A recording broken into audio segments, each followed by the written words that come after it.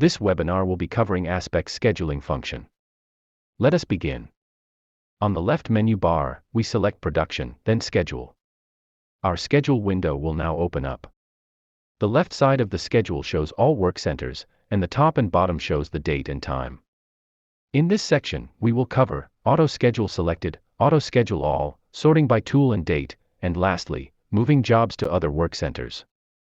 Auto Schedule Selected. To change anything in the schedule, we will need to select the pencil or edit icon on the top left of the schedule window. When in edit mode, we will see all unscheduled jobs at the bottom of the screen. If we click on any unscheduled job, the work centers these could be scheduled to will highlight either yellow or green.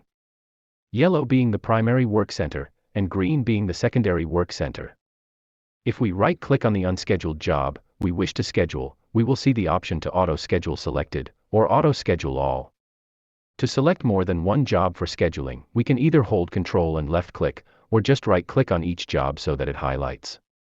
Once job or jobs have been selected, we can right-click on one of them and choose Auto Schedule Selected. This inserts the unscheduled job or jobs at the earliest available date and time on the primary work center. If we schedule another unscheduled job that has the same primary work center, like this example, we have the ability to move all jobs to their secondary work centers by simply dragging and dropping them.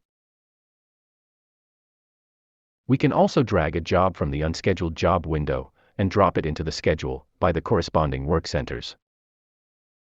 To remove a scheduled job, we can either drag the job off the schedule and into the unscheduled jobs window, or we can select the job and use the unscheduled task option here.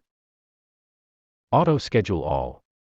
In the edit mode of the schedule, if we right-click on any unscheduled job, we will see the option to Auto Schedule All. This inserts all the unscheduled jobs at the earliest available dates and times on their primary work centers.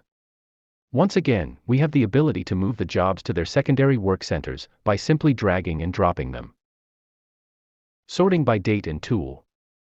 If we right-click on the work center on the left of the schedule, we will see the option to sort by date or sort by tool.